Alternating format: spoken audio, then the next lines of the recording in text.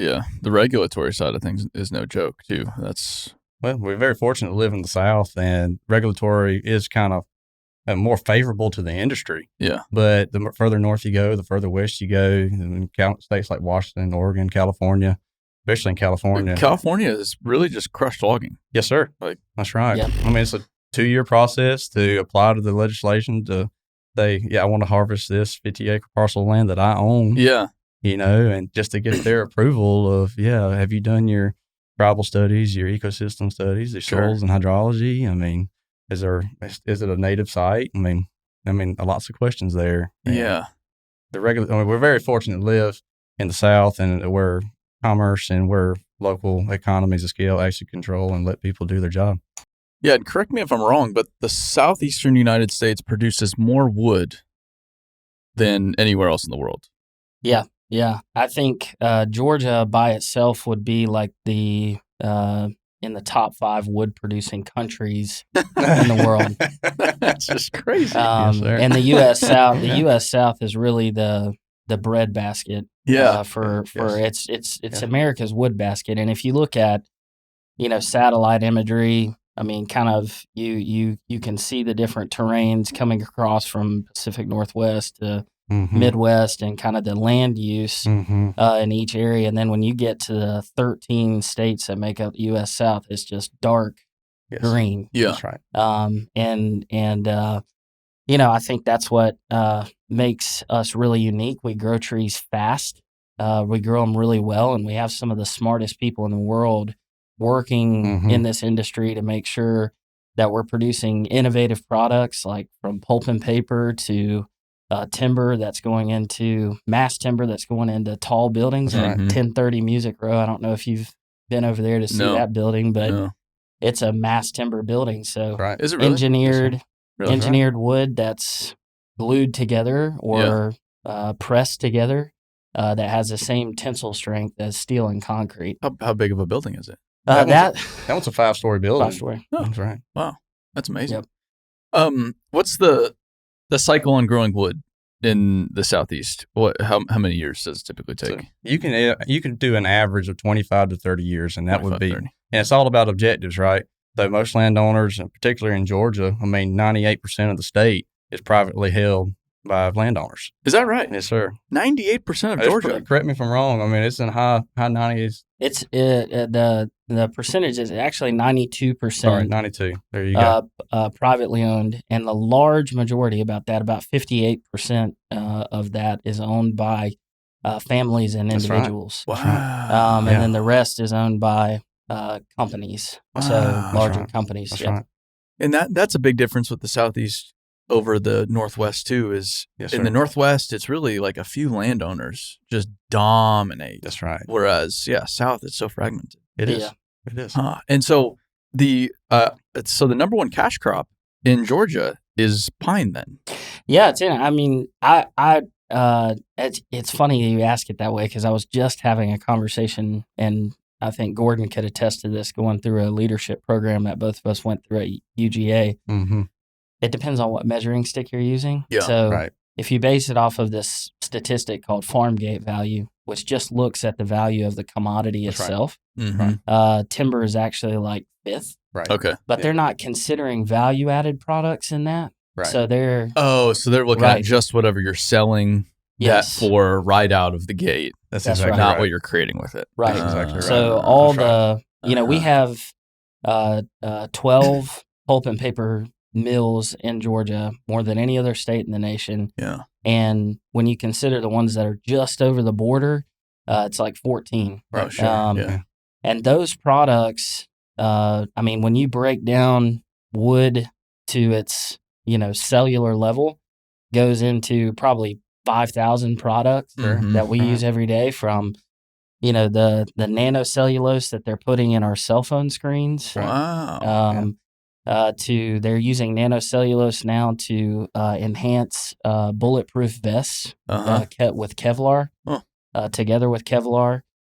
Airplane wings, they like nanocellulose because they can reconstruct it chemically to be able to get the strength that they need, but also make it very light. That's right. That's incredible. Yep. Yep. So it's not just toilet paper. It's not just toilet paper. It's super innovative. Not just the industry. houses we live, not just toilet paper. Yeah. I mean, it's in toothpaste, and clothing. I mean, it's an impressive product. Go figure. Yes, That's amazing. Medicines, a lot of the medicines that pills, in order in your pill bottle to keep pills from like clumping up together when they have like moisture changes. Mm-hmm. There's cellulose in those products. Increasingly, they're learning how to create batteries from lignin, which lignin is a byproduct of the craft paper process. So you have to figure out what you want to do with your lignin when you're done with the craft paper process. A lot of companies will burn it in a boiler to produce power for the mill. But now there's this value add opportunity of like, man, we can start putting this in batteries to replace, I don't know how to make batteries, but they're replacing something in that meat of that battery case. Right. Yeah. And it could revolutionize kind of how, because if you think about electrification and all of these cars now coming on the market, being electric cars, even equipment being electrified, those batteries could now be made out of lignin, much more sustainable than lithium, and you're getting, kind of the same energy. So. Yeah, the battery thing's a whole can of worms, but I think they've talked about we're going to make everything electric, and then now they're doing the math on it, like, shoot, how do you accomplish that? How do we do this? Exactly, because it's not physically possible. So, which is good; it drives innovation. It does, but they have a problem on their hands that I wouldn't want. 100%. I've always wanted to go to a paper mill, but for whatever reason, I think it'd be easier for me to visit the White House than a paper mill, even though I'm pretty sure it's all the same process. Right. But for whatever reason, they are just really prickly about letting anybody in those places. It's tough. And they feel like they got the trade secret that revolutionized the business, it's... But even if there was a trade secret, I wouldn't know what it is if I looked right at it. That's right. I couldn't tell you. I just want to see how you take a tree and make it into a cardboard box. That's what I'm here to learn. Well, that's exactly I'm like, treat me like a 6-year-old. Just explain it to me in the most basic terms. That's right. Everything else, it goes way over my head anyway. I understand. That's right.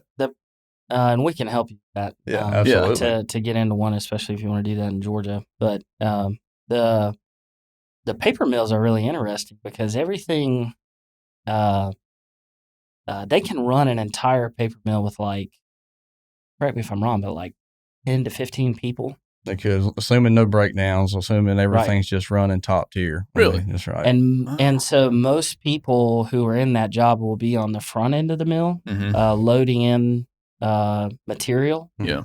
So wood chips, essentially, or they're operating the chipper that's then moving, to the chip pile, and then the chip pile's going into the mill. But or they'll be on the shipping and delivery side. Yeah. And in the middle, it's kind of a ghost town because everything's in this big box. Right.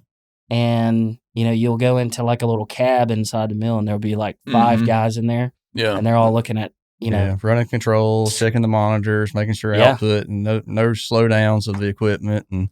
But when they have a breakdown, it's a pretty catastrophic event because everything has to stop. And then bringing a pulp mill back online is a significant process. Yeah. And, it'll be like a horde of engineers just. That's right. I'm sure. Yeah. It can go from days and weeks of getting that machine back online. And so efficiency is everything in a pulp mill.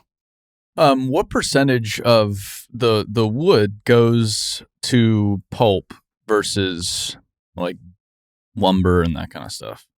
So for myself, if I'm looking at a stand of timber and I've got 100 acres that I'm about, let's say I'm going to clear cut, I can approximate 25 to 30% of that volume will be a pulp wood product. Okay. Oh, so that's not as high as I was. Exactly. Yeah. So most of the solid wood actually goes to make solid materials. Okay. So dimensional lumber, structural materials of that nature. But everything else is a byproduct, essentially. Yeah. That goes to the pulp mills and make, like you said, the paper, cardboard, things that we use on a daily basis. So do you go, what is your day-to-day job? So my day-to-day job is overseeing the logging operations. Okay. And so at any given time, I can have one crew. Like just last week, I had 6 crews, and the amount of rain that we've had, I'm back down to 1. Yeah. And this morning when I got up, got a text from one of my timber buyers that said, "Hey, the crew's not working today. It rained." a significant amount last night. And so at any given moment, I'm overseeing a crew on 100,000 acres in Georgia. Yeah. That's so there's, like you were saying, it's a very skilled, it's very skilled in a lot of ways. People view logging as basically a bunch of Neanderthals just cutting down the woods, which is not at all it. Like, the very first thing that I've noticed about logging is someone has to know what they're looking at, because every tree, like that's a telephone pole, that's pulpwood. You just and then you're feeding a bunch of different mills at the same time from the same stand. Mm-hmm. And it's wild. But to me, it's all just trees. It's like, yeah, that's a tree. I don't know how that's a telephone pole, but apparently it's a telephone pole. I don't get it. Well, it all begins from the cutter. From that operator has to lay down every drag of wood in a certain manner that's oriented to get to the mill. He's already thinking of the logistics and how the loader man's going to sort that wood. How's the skidder going to get that to the yard? And then obviously it's the loader man's job to get it onto the truck and into the mill. Yeah. But it all starts at the stump. And having a team that knows what products we're moving, what the priorities are. I mean, it takes a full team. No, it's incredible that they can, and as quickly as they're moving, identify what it's split seconds. It's seconds. That's right. And tree. Just what they know exactly where they're laying stuff down, and it looks amazing watching somebody that knows what they're doing. It is. It's impressive. Cut wood. Even for myself, I've seen it for a long time, and when I'm writing contracts and writing the specs and seeing all the sorts that one operator is going to have to make on a particular job, it blows my mind that he can cognitively see something and automatically know, okay, I can get 2 cuts out of that. I can get 3 cuts out of that. Usually it's 1 or 2. I mean, especially depending on the sort. Yeah. And then all those destinations and dealing with quotas and dealing with the logistics and the availability of operators that run the trucks, it's a feat. Yeah. So there's somebody running a cutter, cutting the trees down, laying them down in piles in an orderly fashion. That's right. Then you have a skidder that grabs them, pulls them out of the woods, brings it to the deck or whatever, wherever the loader's at. And then the loader operator is the one, and the loader operators to me are by far the most interesting and impressive, because they have this formula running through their head nonstop. Kind of like Rain Man in it. You almost can see the facts and figures. You can almost see the numbers, buzzing about. That's exactly like a swarm of bees. It's just, it's incredible. And you're like, do you have a cheat sheet or something? No, it's all just in their head. I don't know how the hell they do it. Yeah. That's right. It's incredible. Right. It is. It really is. But they're taking in those piles and then they're sorting it, and trucks are coming in. This truck's going to that mill. This truck's going to that mill. They're all going to different places, and they have to know what the hell's going on. They do. Mad scientists. It so really cool. Is. That's right. It's so cool. And it usually takes like a couple of people. And I'm always amazed at how much some of those guys are able to do without any technology support. Yeah. There's nothing. They're eyeballing it. I mean, when that operator is pulling it through that CTR at the end of this long carriage, I mean, he's looking at it going, that looks to be a 5-inch top. And when he's pulling it through and stopping at that point to make that cut, it never ceases to amaze me when he lays it down and I go put a tape to it. It is 5 inches on the dot. Well, and correct me if I'm wrong, but if the loader man does his job wrong and sends a load to the mill, that the mill can just reject whatever they want. They can reject it. That's exactly right. They can just say, "Nah, we're good." And that's the load of shame that's going back to the woods. There's always that one log or there's a whole load. Yeah. I mean, just having to go back, either gets rerouted or has to be reloaded, which is when they're running on productivity. That's a killer. Sure. And that's why I think some of these jobs are really good paying jobs. I mean, a loader, he could make, between maybe $60,000 to $70,000 starting out if he's, skilled enough, and then they could grow that guy over time to be in 100, 120 range, no college degree. In Georgia. Oh yeah. Oh, that's pretty good in the state of Georgia. Yeah, it is. Yeah, that's no joke. The problem you run into is though it's just user experience, right? I mean, we're at that generational gap that I would call that a lot of the guys that have been there 30, 40, 50 years. I've got a bulldozer operator that's been on a bulldozer for 55 years. I mean, he's about to retire, and they're going to have a tough time replacing that man. And the same goes in the woods. I mean, the skilled labor there is severely lacking now. Yeah, it's really in any trades. I mean, that's what we're trying to do with our training program. Is it's not so much about the software it's more about getting what's in these people's heads, yes, sir, onto somewhere, right? That's right. Like just put it in a repository before they're gone, because once they're gone, they're gone. That's right. So all of that information, it just gets deleted once they walk off. Yeah, it does. And that's a huge problem. And there's been this generational shift, especially as we developed as a nation, because most of the people in logging grew up probably around it in some fashion, or grew up around work in some fashion. In rural America, they're working from the time they can walk in a lot of ways. They've just naturally learned this whole process. And now we're having to pull people who've never worked in their lives out of cities into logging. And they're overwhelmed by it. They're overwhelmed by it. It's a totally different learning curve. It's not that they're dumb. Like, I don't think there's a difference between IQ necessarily, but they've never learned it. Well, I think there's a difference in drive too. I mean, like, definitely. And so to come from, I mean, I grew up in the country, and my parents were, I mean, my dad worked in maintenance. My mom worked at the local college there. And so it was just a humble way to grow up. We farmed, we worked in chicken houses, we worked cows, we did. I mean, it was just expected that, hey, my son was available that day. He's going to come work for you. Free labor. That's right. Yeah. It really was. Yeah, we're cheap labor. Yeah.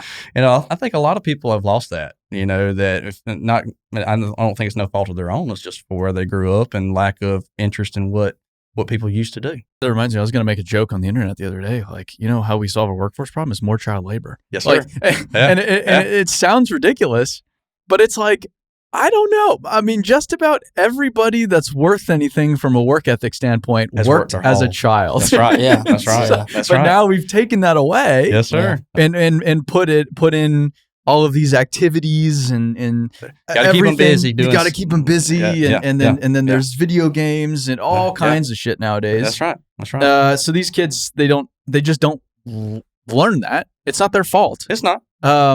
But I was thinking, I was like, we need more child labor. Yes, I really think that's the solution here. It really is. So people may laugh at us. I mean, I have 3 small children. There's a 7, a 5-year-old, and a 2-year-old. Yeah. My 7-year-old was working in the garden with us this weekend. You know, he's grumbling and grumbling. You know, it's like, I don't want to do this right now. But by the 3rd or 4th row of doing it, he saw the end product of what we were doing. Yeah. And you could see it in his eyes, like, I produced a product and something that's worth to be proud of. Yeah. You know, he planted the seed. He actually watched it grow, and then he picked the fruits of his labor. You know, and that's what you want, right? Yeah. And it's for people to realize or see a result. So I grew up the complete opposite way. I grew up so comfortably. It's not even, it's almost sounds like a joke, some of the stuff that I got to do as a kid and where we were. Yes, sir. And so I get to 15 years old, go to Montana, get my ass kicked for the first time. But the older you get without working, I feel like the concept of escape velocity, the energy at which you need to get out of that realm of, like, it only increases. And I was in a position where I had to get over that. And then you get on the other side and you get that sense of pride and that sense of accomplishment and that desire to work more for whatever reason, even when it really sucks. And then like a switch flips in your head. You're like, oh, okay. But these kids will go out on a construction project or forestry or whatever it is. They'll get their asses kicked, but they don't really need to be there. Or they'll get treated like shit or whatever it is. And then they're just like, oh, I'm going to get out of here. There's nothing really keeping them there to get them over that hump. That hump that is that sense of accomplishment and pride in what you're doing. Absolutely. And we see it all the time in the logging woods, especially with a new man that's 17, 18 years old, just finished high school. And they get in the woods with these 40, 50-year veterans. You know, they don't have sympathy for the young guy. No. I mean, they didn't grow up with sympathy. No. And in their mind, they're not seeing... They don't need to reciprocate that either, but they're also dealing with a different generation. That's it. You know? And so that learning curve is there. And unfortunately, we lose a lot of young help because they just can't bear it out. But once they show their weight or show what their skills are, they earn their stripes. And time heals all wounds. Like, they can't bear it out, and that previous generation can't put their ego aside. Absolutely. Because I no one was caring for me when I was coming up, so screw you. That bitterness, and I get that too. Right. Yeah. Well, I get it as a millennial. You know, people give me a millennial joke all the time, and I've worked with it long enough. Like, okay, I mean, they mean it as a joke. But it comes from some basis of truth, but at the same time, they'll see the end result, and then I've earned my stripes, and at the end of the day. Yeah. Well, and I think one of the most, telling things for the forestry industry is the median age of a logging company owner is like 62 years old. Mm-hmm. Mm-hmm. Yeah. And the operators are probably not that far behind. Yeah, 50, 55. No, like John Lee in the wall, he's in his 70s. Yeah. Yeah. Sure. Yeah. And that's median age. And so I think the entire and workforce, I mean, as we're seeing boomers getting to retirement age, there's a big transfer of skill that's going to need to happen to the next generation. Mm-hmm. And they've been in those jobs for so long, like you were talking about, 30, 40 years. And thank goodness. I mean, Yeah. Georgia's the number one forestry state in the nation. We have more commercially available timber than any other state in the nation. We harvest more timber than any other state in the nation. Mm-hmm. We have, in terms of total economic output, we beat every other state in the nation. We replant more trees than every other state, and we export more forest products than any other state to other countries, and helping their survival, their comfort, and their progress with these products that are essential to your life. Yeah. And it's because we had great leadership from, the greatest generation through boomers, and now all of that transfer is fixing to happen. And I've this is why I think it's so important that, you people like you are doing the work that you're doing. I had one of our colleagues send us this. Over the next 5 years, we have to replace 62% of the workforce that drives log trucks. Oh, the next 5 years? Yes. Oh. For equipment operators, we have to replace 75% of the workforce. For foresters like Gordon is Gordon's an academic. I don't know if you knew this. 4 years, in you college. went to a school for, is it a forestry program? That's right. Yeah. I went and got my forestry degree from the University of Georgia. Yeah, that's a cool degree. But for people like Gordon, we're going to have to replace 23% of the workforce. And for the folks that are kind of a step under Gordon, for what we call a forestry technician, so they're doing a lot of the cruising timber, marking property lines, walking through the woods. Walking through the woods, doing that type of stuff. Yeah. 32% of the workforce. Right. Our mills have to replace 59% of the workforce, and all those statistics are from UGA. Oof. So, and what we're running into now we're kind of our own worst enemy as a state, because we've attracted Hyundai that's building electric cars, and we talked about the mega site down in southeast Georgia. We've attracted all this business. Well, now those people who could be in the woods working for one of the greatest industries in the state are now saying, man, I could make $23 an hour starting out going and working at this car factory. Well, I mean, the same goes for trucking. I mean, we're competing with the ports, and so they can go drive a container up I-16 and make probably twice as much money as they could drive on a log truck and work half as hard. All they got to do is just get in the truck and carry the box. Yeah, you almost can't blame them in a lot of ways. It's like, I mean, if Hyundai opened up down my street too, and I could go drive to the same place every day. Yes, sir. I could work within an air conditioned facility. Like, I get fed every day. Like, yeah, sure. But then it at face value, it's better. But then what's your sense of purpose? Absolutely.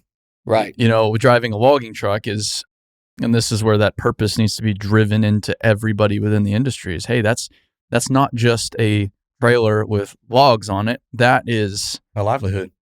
That's a livelihood, but that's essential lumber. That's essential paper products. That's essential. It's microcellulose or what? Nanocellulose. Nanocellulose. This is important stuff. That's right. Versus this just Amazon box floating down the highway. Amazon box or this stupid pink container with who knows what's inside. They don't even show you what's inside of it. You're just driving every point. And that's essential too. I get that. Trucking is as essential as it gets. But from a purpose standpoint, if you're working out in the wood and you're working outside too, absolutely. Which is there was a study I shared with Matt. You guys have probably seen it, but it was something like the Wall Street Journal, and they ranked the most satisfying careers in forestry was in like top 2. Yeah, that's right. I think it was. It is. Yep. It is. Because I think that's largely because you're outside every day. That's You're in the you work in the woods. Well, according to Gordon, you get to understand how valuable life is. Like when a coyote is like, 2 feet away from you, like getting ready to attack you, or a bear or something like that. Exactly. Well, we were in South Carolina with Bellwether. Those banana spiders. Yes, sir. They're huge. Dude, terrifying. The first time we saw one of those, I'm like, that's not real. They're huge. They're the size of your hand. That's right. They're huge. That's right. And they're like bright yellow. Yes, sir. Terrifying. That's right. Apparently they're harmless though. They are. They don't hurt any. You would think they're going to kill you because they're when you walk through the nest or the web and it just crawling all over you. It's like a horror movie. It's just terrible. Yeah. There's a lot of stuff in the woods that could kill you. Those are not one of them. Yeah, they were scary to death. Do you guys have rattlesnakes? Oh yes, we do. Yeah. That's right. Snakes would probably be your biggest. That's right. Biggest problem. Yeah. Well, and the scariest part about that, I think, is there was a UGA researcher who was telling me that the wild hog problem has gotten so bad in the U.S. South, and wild hogs are predators to rattlesnakes, and they're noticing that some rattlesnakes have quit rattling. Whoa! And I've found a few of those myself where I'm walking through the woods, marking a line, and happen to look down and there's a rattlesnake, and I'm like, boy, I would appreciate it if you'd let me know you were there. No, man. Yeah. Interesting. Yeah. Which is worse for people. Obviously, you want them to rattle. Oh yeah, you want to hear that note rope sound. That sound. That's one of the few times, like as soon as you hear it, your adrenaline just like something so primal sets in. That's right. That's like, I am in danger, and your heart rate goes twice resting within a second. Exactly. I don't know what it is, but it's like it's deep rooted in your psyche that like you hear that, there's something wrong. And then you're messed up the rest of the day because I might as well be looking at the ground the rest of the time. I might as well just go home at this point. Yeah. But those statistics, that is frightening. It's stark, and we've our association and through our foundation, we've spent the last, I'd say, 4 years really focusing on kind of K through 12 awareness. So really, our 50-year goal is really to change kind of the cultural perception of forestry. Yeah. We've grown up with schools. I mean, I'm sure you guys could identify, I can certainly, where we had teachers talking to us about deforestation. And the first picture that you had being a kid growing up in the U.S. South, the Amazon rainforest, or like the logging job that's like right down the road from my house. Very true. Very true. And over time, obviously, that changed, and I'm working in the industry now. But how can we help kids understand, like, hey, this is a life cycle. This is a crop that we're growing over a period of time. There are different types of forests, but all of them need to be managed, including the ones in your backyard, the national forests, the park that you go to on the weekends, the Amazon rainforest, and, of course, working forests like we have in the U.S. South. And that cultivating partnerships with unlikely people, organizations who maybe 10 years ago, people who were in our position were like, I don't know if I'd work with them. We're now working with those people saying, hey, this backyard tree company, that plants trees all across the city of Atlanta, we have core values that actually match up together. So your awareness, the things that you're doing are good for our industry too. Yeah. And so I think our 50-year goal is to change that kind of cultural viewpoint as, hey, working forests is what it means to be a Georgian, And having the presence to sit or the wherewithal to sit at the table and have those conversations too. I mean, I remember being at a local 4-H event in Houston County, and I had a teacher that taught my wife in high school. Now, bear in mind, I mean, Houston County produces a lot of pine trees too. I mean, we're dead center of the state. Well, she's a science teacher. She found out I was a forester, and you might as well have drawn a laser that she walked straight to me and wanted to talk to me about why I was destroying the environment. Sure. This is an instructor that's teaching our kids. Yeah. And I said, ma'am, when we had these conversations, and we walked through it, it was probably a 45-minute conversation. And at the end of it all, you can see that she's feeling kind of like, all right, I've spoke my piece, but I've actually learned something. But I left her with this. I said, do you think it's within my purview as a business person to not be sustainable? I said, because the next gen, I have to be able to have a crop for future. That's it. And you could see the dong on her, like, wow, I never have thought that in that light that you're managing a business, obviously thinking of the future, but it's not in your interest to not be sustainable. Well, the people that are most commercially and economically inclined to think about for like growing wood is the people that depend on it to feed their families. Absolutely. That's right. Yeah. That's the people that care about the environment the most that I've seen throughout my travels in the United States. They're miners. They're anybody in logging. They're anybody that hunts, spends a lot of time outside. That's right. The people that you think are the enemy of the environment are actually the people that are most caring for the environment, in contrast to the people that live in cities that see the environment once a year, maybe, right? If that. And then to those people too, it's like, okay, so do you use toilet paper? Yes. Okay. Do you live in a house? Yes. Okay. Have you ever ordered anything on Amazon? Okay. Like, it's so simple to just sit here and say, oh, it's bad, and to feel good about yourself. Yes, I'm defending the environment. Right. But then over here, you're the beneficiary of that entire system. Absolutely. At the same time. Absolutely. And forestry has its work cut out for it in that regard. It's similar to, I would say, met coal is very similar. Because met coal has been lumped into just this terrible thing that is this climate crisis. Sure. The world's going to end. And yet the steel consumption within the world is only increasing. and the more we develop the world, in theory, the faster we can lower emissions. So then you can't really produce steel at scale without met coal. They're trying to figure out this carbon-free coal and this and that. Yeah, but at scale, it just doesn't work. It's so far off. Right. It's not probably within my lifetime. Sure. So it's this necessary thing, but yet it is just demonized. It is the absolute enemy, and yet no one could live without it. Absolutely. And they've done what we talked about. What forestry has done too. It's the industry's kind of hidden away.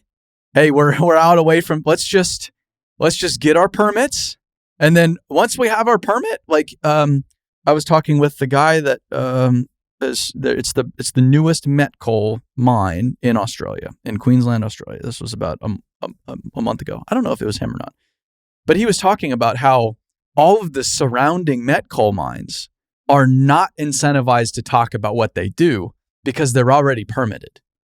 And they don't want to draw any attention to them. Yeah, right. But in doing so, it screws everybody else. So he's the one that has to go take all the arrows. And it's a 10-year brawl to get anything done because everybody else, our businesses are taken care of.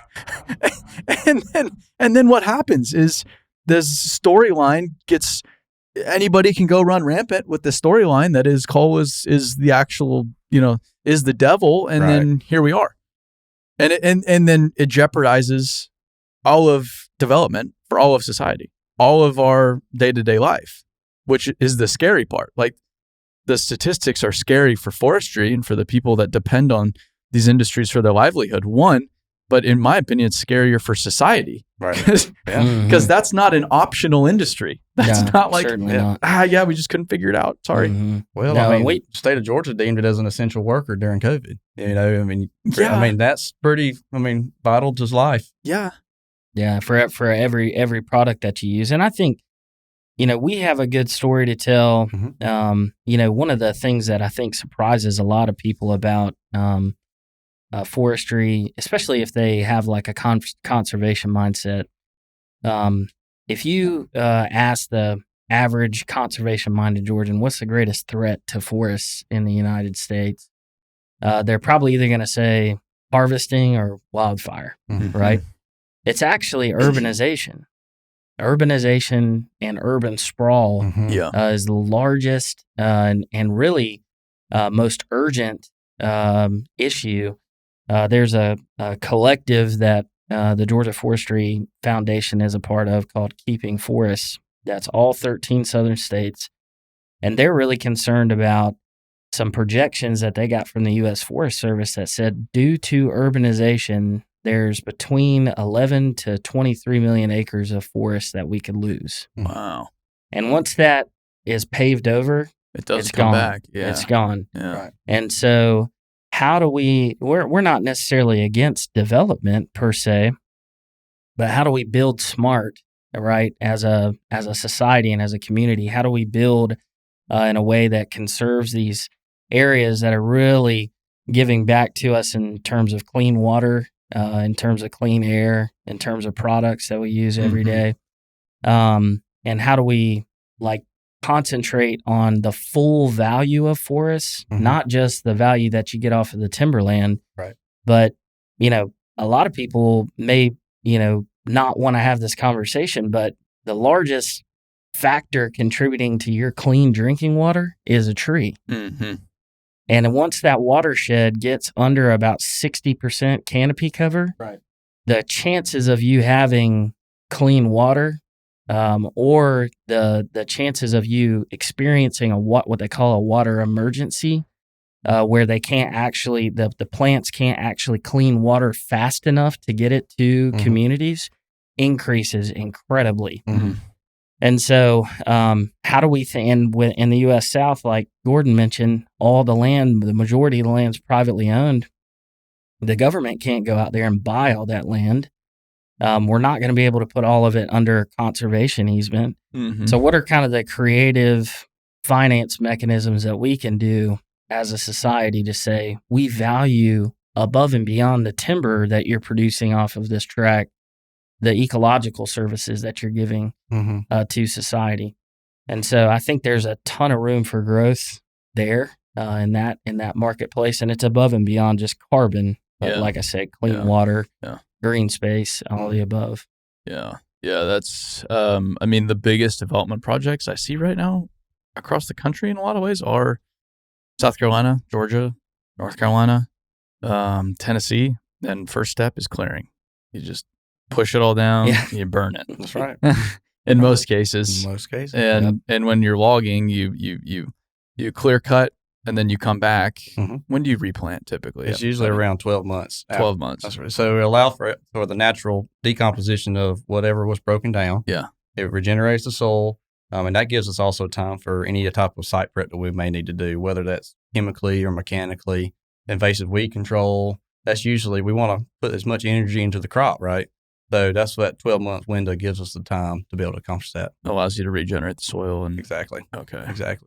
Yeah. And it impresses me that how quickly the soils actually, can replenish themselves. I've been on sites that when it was logged, it was extremely wet, there's some deep ruts, and how easily mitigated that our ecosystem that we inhabit heals itself over time. It impresses me. The sites that I've clear cut, replanted, thinned, you're doing all these activities to, you couldn't tell me that anything had ever happened to it before. Yeah. And so it's a very impressive feat. It is incredible. Yeah. I've been, again, to a lot of Southeast logging operations, and when you're going through it's been there for 25, 30 years. You have no idea. Yeah, that's right. No idea. Right. Most of the pine you see driving through the Southeast has been planted at some point. That's right. Right. Well, and a lot of people don't understand that. When we colonized the East, we logged everything.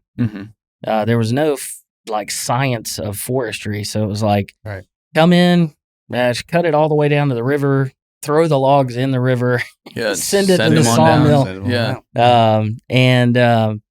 There's actually a guy, researcher that wrote a book called The Greening of Georgia. And he talks a lot about in the 1930s, 85% of the Piedmont region had been clear cut, and it was in farmland. And there were so many problems with erosion, soils. We lost essentially, an entire history of topsoil. Right. And over time, the industry has brought those trees back. Yeah. Right. It started with Charles Hurdy discovering the craft paper process and like, hey, how do we use pine trees to make paper? Right. And after they figured that out, all of a sudden landowners who owned, traditionally farmland, they're like, okay, let's put this back in trees. Yeah. Yeah. I think the United States has been net positive for tree growth for like 4 decades. 100%. Yeah. Which is not. That's a great story to tell. We have more trees today than we did in 1950. It's incredible. Yeah. I think it was 98% of the redwoods were cut down originally, all the old growth. They just came in there and just leveled the place. That's right. But you go back there now and it's all coming back because it's been properly managed. It's managed. Yeah. Yeah. And there's economic incentive to own and manage that land. If land is valuable, you will do what is necessary to cultivate that land and make it more valuable. Yeah. So, exactly. over time, I mean, people are not going to come in and drop. I mean, there are certainly landowners that come in and just drop cash on a piece of property, maybe for, quail habitat or, a really nice, getaway. But that's not at scale. No. You can't do that across 22 million acres of timberland. Yeah. Yeah. So. Yeah.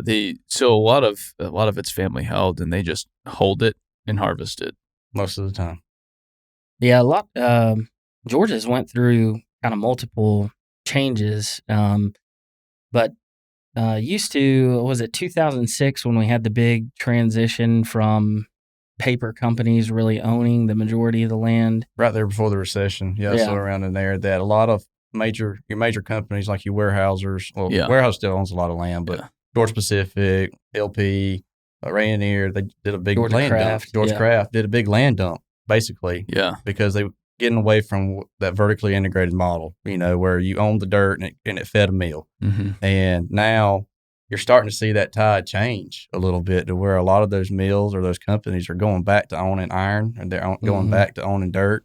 And so I think the story, it's amazing how history repeats itself. Well, it has to go in that direction because of this workforce challenge. And I've talked to Matt at length about this, is one of the core problems, at least South Carolina, which I'm assuming similar to Georgia, is it's very fragmented from a harvesting standpoint. Yes. So it would be owner-operator with 1 crew, maybe 2 crews, in his 60s, probably a negative net worth, like that's right, barely making payments every year to operate their business. Right.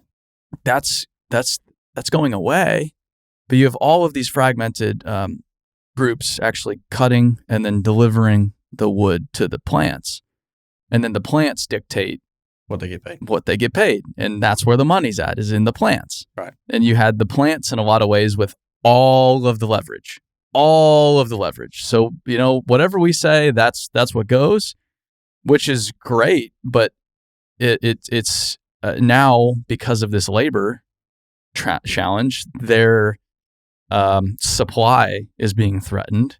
So now they're going to have to look at that. They are. Yes. Right. Much more critically. Exactly right. Now they're going to have to get involved, or else they're in trouble too. Regardless of how much they can pay and this and that, it's not going to get there at a certain point. Well, Matt said it right on his podcast with you that, their incentive to buy it as cheap as they can, and then incentive to sell it as expensive as they can. That's just business. Yes. And I understand that. Totally get it. And I will give the mills their credit, is that here in latter years, it's like they're putting their money where their mouth is. They're, like I said, they're going back to buying the crews, or they're at least price supporting buyers, or price supporting fuel and price supporting, I'll give them that credit, but it needs to be a harder look at and find out where we draw the line at. Yeah. Yeah. Well, how much of the wood goes overseas? How much of it is export? I couldn't tell you a percentage of like our overall harvest. For 2016, it was a pretty good chunk. Pretty good chunk. Yeah, that's right. One of our larger industries, in the small diameter wood side, is actually manufacturing wood pellets. Sure. Mm-hmm. Yeah. Exactly. Yeah, wood pellets get kind of break bulk shipped to Europe and burned for energy there. that's almost a full export. It's fast. It's so fascinating. I've been to a pellet plant in North Carolina, and we got to see the whole process from start to finish, which was pretty cool. Is that Enviva's? Enviva plant? Yep. Yeah, that's the one.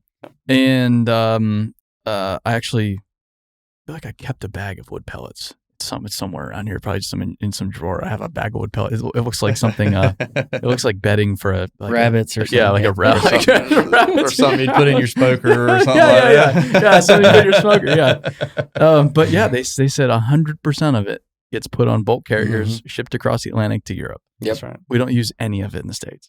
Yeah, I mean, in Georgia, I know of at least 3 domestic energy producers but there's no need to convert it into wood pellets because you're pelletizing it to make it more efficient to export. Yep. So you can just use chips here. Oh, so they'll just use locally. chips. So they come in just like a paper mill and they burn those wood chips to create energy. Great cycle, in terms of a carbon story because while burning those wood chips is emitting GHG emissions, it's getting the full cycle because it's going back into a green resource that sucks that carbon dioxide out of the atmosphere, holds on to that carbon and releases oxygen. Yeah. So. Yeah. There was a plant I went to in North Carolina and they shredded railroad ties. Yeah. Yeah. But and just anything wood, they just shove it right in there, burn it, and there you go. Yeah, that's a lot tougher than maybe burning, virgin like pine. Yeah, because you've got a lot of other stuff in there. But our paper mills are a good story as well. I mean, those boilers that are in paper mills are producing enough power to power their own facilities, and then depending how efficiently their boiler's running, they can put power back on the grid. That's amazing. Yes, and that's really amazing. Yeah, and I've heard from some of the plant managers that depending on how the rates are looking, he's like, there might be some days where it might be more efficient for us just to produce power that day. Sure. Yeah. I've heard that's becoming an issue with these big plants, these automotive plants. Is some of these states and data centers, some of the states are having to say, hey, like, we don't have the energy for this. Like, we can't actually supply this plant with the power you need. So you're going to have to go look elsewhere, which is wild. It's crazy to think about, but I think, in we're so fortunate, like Gordon said, from a political standpoint, that we have so many like political leaders that understand the strengths that our state has as an industry, our natural resources.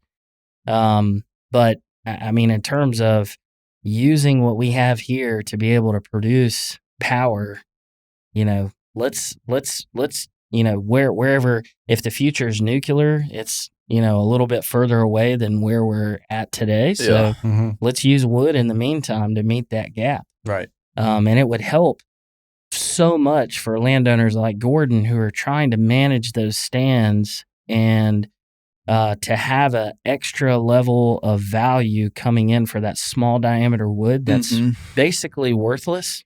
Well, unless there's a market. Unless there's a market. Yeah. And the draw is consistent. It's not. It doesn't. Vary as much like the lumber market does. Or even pulp and paper. Pulp and paper. Yeah, based on demand. Right. Why did everybody why did the mills make so much money over the past 3 years? Because I heard some of them were making more money in like 1 year than they had in the previous 20. Well, it's not so hard to understand that, given that coming through the recession, they lost money like every year. I tend to look at it a little bit differently because I'm really thankful that those places were able to stay open. Sure. Because if they hadn't have invested in our communities and actually kept those mills open, done everything that they could do, whether that's reducing to one shift or, it hurts to be put on quota, but, managing the mill so it's like, hey, we can run this facility efficiently, Yeah. give money back to our shareholders, and keep the mill open during this tough economic time. And then seeing them make a little bit of money, a lot more money than they made over the last 10 years during this, really weird supply issue that we had during COVID. Right. I don't necessarily have a problem with that. Thank goodness you guys have been kind of repaid for staying open for the past 10 years. Sure. But, to kind of answer your question, what happened during COVID? Everybody bought toilet paper. Well, so panic mode, right? So there, to a large degree, so there was in a very similar fashion to how consumers thought about panic buying toilet paper. Yeah, there was a similar panic buying of available lumber. So from people who are home builders, like Home Depot. Exactly. Yeah. Well, Home Depot came in a little bit later. So you had all these, big, lumber suppliers came in and they said, I'll take everything you've got right now and I'll take everything that you've got, into the future. Because they didn't know, our plant's going to remain open. Yeah. And even the plants had a challenge where they were like, they don't know how serious COVID is at this point in time. So they have one guy get sick on a shift. And I was like, okay, we got to shut the mill down for the day. That's right. And so you're losing Taking all of that capacity. production. Yeah. Right. So production took a huge tank during a time when demand for supply Just was went way through the up roof. here. Interesting. Then we experienced this really weird thing that we hadn't seen in probably 20 years, which was people were actually spending time in their homes. And they realized that they actually hate their house. Yeah. And the honey-do list got really long. Yeah. So you're spending time in these spaces like your little office or whatever. Like, man, maybe I can finally do that bathroom project, or I'll finally finish out my basement so I can get away from my family during the day, or whatever. And so they're going to Home Depot. Now the home improvement market has taken off, and while at the same time home building, because interest rates are so low, home building is skyrocketing. Interesting. And there's just no capacity. Right. Yeah. There's no capacity. And so what's been hard, I think, for people to understand is the supply and demand curve for timber on the stump is separate from the supply and demand curve after the mill. Mm-hmm. So it's a product that's been, the value added product has a completely different supply and demand curve than stumpage. I also think no one had the right crystal ball to predict what happened during COVID, right? I mean, just like you just described, I mean, nobody thought that we were going to be locked down as long as we were. Nobody thought that one person could shut down an entire mill. Yeah. And it proved the opposite. And it created a little fear, changes a lot of things. And so I call it the crystal ball that nobody had. It is. It's so fascinating. It's just so interesting how that works. Because I remember calling Matt during, and I'm like, you guys must be making a killing right now. Because that was like headline news was lumber prices, like the commodity, on the commodity market. Exactly. And I was like, you must see me making money hand over fist right now. I was like, no. Like nothing's really changed for us. Like we're still just doing our thing. Well, and the reality is I've talked a lot about our sustainability story, but this is once again our own worst enemy in the fact that there's actually too much timber out there. So in the 80s, we had a cost share program called CRP that came down from the government. They said, we'll actually go to when you go to plant your seedlings, if you'll convert farmland to forest land, we will cost share those seedlings with you, and then pay you an annual return every year up to a certain age. So it really disincentivized the ag community to plant crops. I mean, just put a tree in the ground and I get free money from the government for 16 years, 20 years. I don't have to do anything. So all of that acreage that was planted has now come online at the exact same time. They're all at maturation right now. Economists call it the wall of wood. So we've had this wall of wood that's hit us, and we're actually, I think, just now starting to work through that inventory where sawmills are starting to They're like loggers are starting to be a little bit more selective with their tracks. Mhm. If you've got a dry track, you can kind of hold on to that track and play the market a little bit better than you could, in the past, where the mill was like, well, if you guys can't give it to me, I'll just go to this guy. Yeah. And they were saying no more than they were saying yes. Interesting. So, It's such a fascinating game. It's just so cool. My very first paid work was with Matt for logging in South Carolina. Very first paid photos ever. That's really cool. And that was my first exposure to logging ever in my life. Very first time. I'd never seen logging. And just learning about how the game is played and how tracks are managed and how they select what wood to harvest when and how they use their equipment and how it's just such a I think it's such a cool industry. I am enamored by it. Yes. I am just every time I get to go see logging, especially in the Southeast, I am just absolutely, I'm like a kid in a candy shop. It never gets old. No, it is so cool. That's right. It is just so cool because it seems so simple, but it's really complex. It's quite complex at the same time. Very complex. when you have these great thinkers, Matt's a great example of. He's one of the smartest people I know. He really is. Just across the board. You have some great thinkers in the industry, these like titans of business who have come into the logging sector because there's so much opportunity there. Mm-hmm. And, we've got several members, including Matt, and Matt, by the way, is a member of the Georgia Forestry Association, very rarely harvests timber in Georgia. Yeah. I think that's just a signature of, how he thinks about business development. Yeah. But, these great thinkers who have came in and made the industry more efficient. We have a logger who's in Blackshear, Georgia, Pierce Timber. Those guys have came in. They have a safety guy whose only job is when he wakes up in the morning, when he goes to bed at night, is just making sure that their fleet of trucks are up to date and safe. They have this really beautiful mechanic shop where they work on their trucks, and they actually hired the guy from Napa Auto Parts to manage their parts and inventory area. Yeah. And it's just when I think about those guys, I think about just all the leadership and all the ingenuity that's going into the industry. And we've got some big challenges, but I don't know. I'm confident and bullish in the fact that we have the people on deck who can solve the problems that we have. Yeah. We just have to help them tell their story. Mm-hmm. Yeah. Yeah. That's it. Yeah. The whole trucking play, that's another conversation too. Yeah. It's becoming more of a trucking.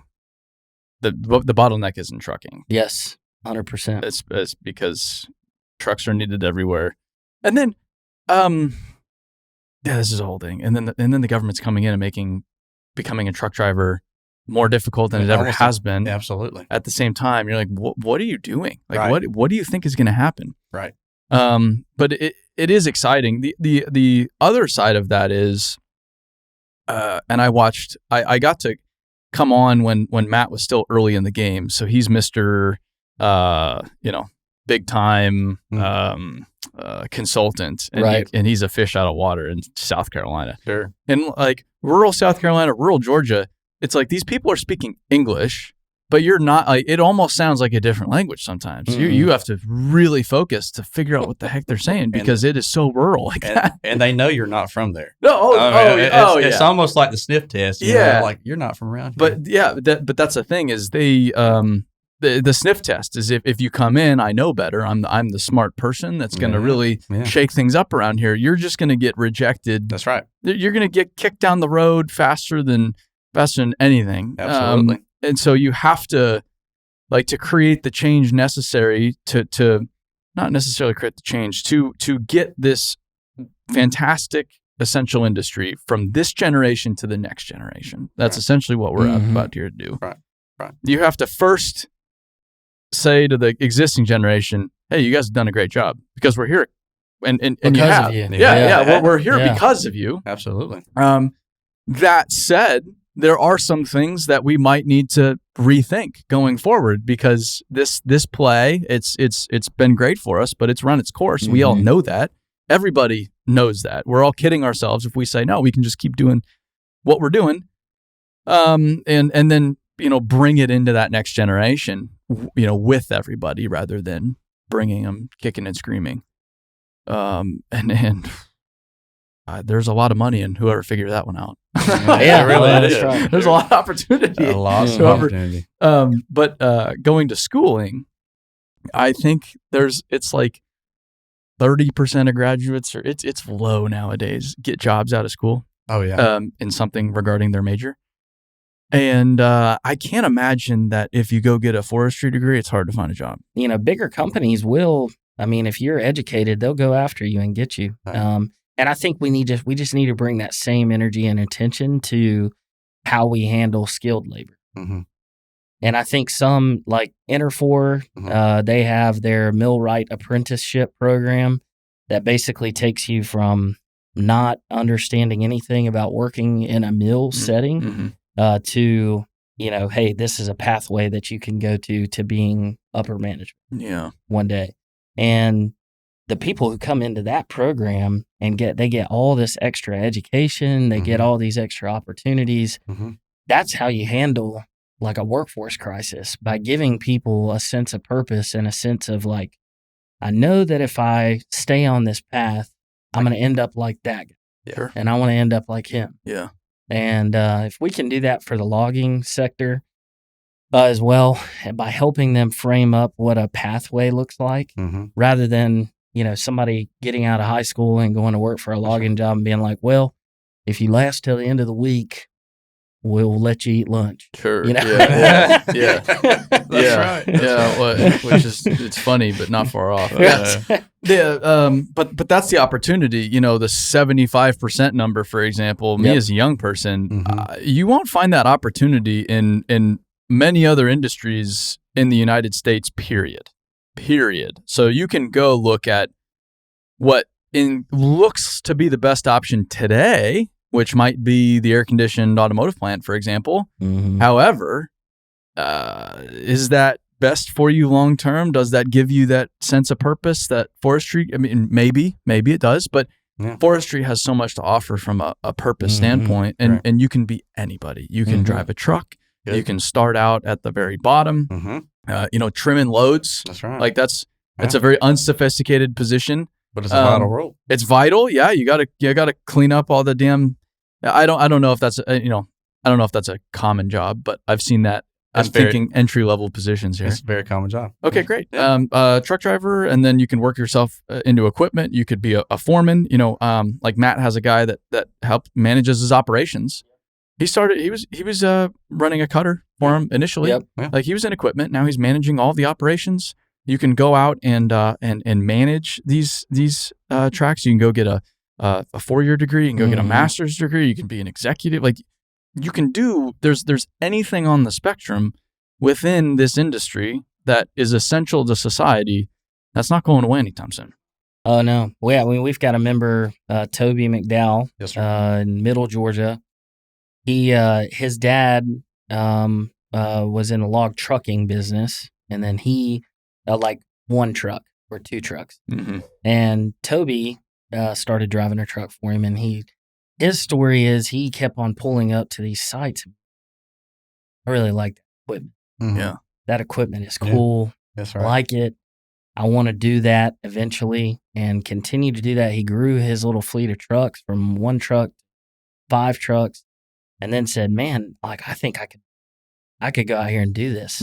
Bought equipment, like put his own personal capital down and bought $1 million worth of equipment, started his own logging job. Now he has 2 crews. He has a chipping crew, and he has chip vans, trucks, everything. Is one of the more credible operations in Middle Georgia. Yeah. Just from him taking on that passion and all that risk himself. And I think that it presents an interesting opportunity, but it also presents a lot of challenges. I mean, because the equipment, like I'm looking over at these, model cats over here, but the equipment today is more expensive than it's ever been. Yeah. And it goes up every day. I don't know about y'all, but like I didn't come out of college with like access to a credit line of $1 million or an operating loan that I could pay payroll with and all this stuff. Yeah. And so there's a lot that's been done to kind of help mid-size operators learn how to operate their business. But in terms of helping people get into the field and actually own their own crews or manage their own crews, we're going to need people like Matt and like Pierce Timber and some of these other Gay Wood, some of these other big operations to come in and say, hey, we'll come in, we'll help you finance, some of this equipment. We'll give you like a whole managerial system. Yeah, almost like a franchise. Not quite, but it's similar model. Yeah. You put some skin in the game, but you run it day to day. It's your business, but we're going to help you with everything on the back end. And 100%. Yeah. Some of those Tiger Cats, just the way they're built, those things, you could drive through a house. You could. Yes. You could drive a skidder through a house and it won't stop. And the strength and the grapple, the payload that they can bring to the yard overwhelms me. Yeah. I mean, a 635 Tiger Cat can pull a 3/4 of a load of wood to the yard. Yeah. With minimal effort. Yeah. I mean, it blows my mind. Yeah. The way they're like, if you look at like a normal loader, like rubber tire loader compared to a skidder. Yes, sir. Totally different machines. Mm-hmm. They are. Totally different machines. They are like just the way they're built up and they're like they're armored and you see them all scraped up and they don't have glass because it's just going to shatter. Exactly. I mean, everything's got a cage on it. Yeah. Mm-hmm. It's incredible. That's right. How tough these things are because it's you're just running over stumps all day. That's right. Yeah. Well, yeah. I think I've said it plenty of times, but I grew up in country clubs, and the first time I was on logging operations, I'm like, this is it. Like, I'd rather be on a logging operation. If I had my choice right now. That's right. Really nice country club in Aspen, Colorado, or Georgia logging operation, I would pick Georgia logging operation 10 out of 10 times. Not even a single. Like to hear. Oh man, love it. The people who the richness of the conversations that you would have on a logging operation versus an Aspen country club. That's exactly it. That's exactly it. It's a lot better. Yeah. And I feel the same way. I mean, I grew up in agriculture. So my dad was a cattle rancher and a horse trainer. And I grew up around great people who they're spending their entire life stewarding a resource.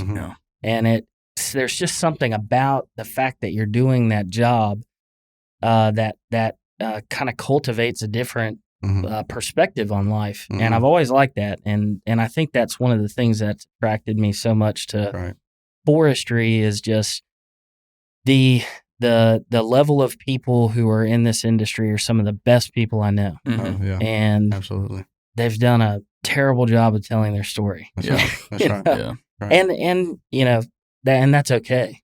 That's okay. Sure. And I think we've got a lot of headway. What's always impressed me is the level of care that they have too. Yeah. I remember Morgan and I, my wife, we were married. My son was born the next year, obviously, and one of my loggers bought us our first baby crib. I mean, that was they took all the crew chipped in to buy Morgan and I that baby crib. And I just thought that's always been something that's stuck in the back of my mind that these are family men and women. They, even though they may scrap, they may have their issues, but they are family oriented businesses. And I've appreciated it ever since. Yeah. It's really the American dream in a lot of ways. It is. But yeah, it's, if you're looking for a career that allows you to work outside in the woods, that allows you to care for a vital resource, care for the environment. That's right. Frankly. That's right. For the next generations, check, provides an enormous purpose, pays your bills. It's like, it's got quite a bit going for it if you can frame it right. That's right. Yeah. Well, I've enjoyed this. I've thoroughly enjoyed it. I appreciate the work that you are doing. Absolutely. I just want to say that, like, I appreciate the attention that you've given the heavy industries that make living and thriving in this country possible. Yeah. It's kind of like I'm a big Dirty Jobs fan. Mhm. Like I'm probably the biggest nerd. And then anything Micro does, Crab, Deadliest Catch or any of those shows. But we need more people like you who are doing the work to highlight these careers, help these companies tell their story, and do it in a way that attracts that next generation. Because we can't necessarily rely on the, kind of good old boy system or the family friend, kind of system. Yeah. To keep people in these industries, we're going to have to show people that this is accessible. There's an ability for you to come in and to do this job and to make a good living and have all the things you want, from a house to a boat to a car and a family, and be able to support your family. All those things are possible. That's right. We just have to create the system in which those things can happen. Yeah. Well, that's why I do what I do. It's a lot of it's selfishly. I just love it. I'm just so drawn to it all. Just like I tell people, it's you're peeking under the hood of America. Like, this is how America works. This is how day-to-day society happens. It doesn't. It's not just you wave a wand and it appears. This is really how it goes down. And if we don't make sure that's solid, everything else goes away. And I grew up around, again, these careers that people have put on these pedestals, these attorneys, these surgeons, these business people, and that's all fantastic. If you want to go do that, great. But I've seen it. I think over here is a lot cooler. I think feller bunchers are a lot cooler than a fancy office, in my opinion. Right. And I go to Savannah, Georgia, probably 4 or 5 times a year. I go out of my way to run by the paper mill. And at least I assume it's I know it's some kind of mill. They're pulling trees in there and they're doing something with it. Right. I'm assuming it's paper, but I nearly get hit by the trucks down by the port because I'm looking into the port, seeing what they're doing. They're expanding the port there, and there's the paper mill, and then they're exporting something over here. I love seeing how America really runs. Yes. And if you want job security, it's like, that's what I would do if I were you, because that stuff does not go away. It supports everybody else. It does. Well, cool. Well, I appreciate you guys coming up here and coming on, and hopefully I'll be able to see some Georgia logging here pretty soon. Yeah, let's do it. Check. All right. Cool. Thanks, guys. Yeah, man.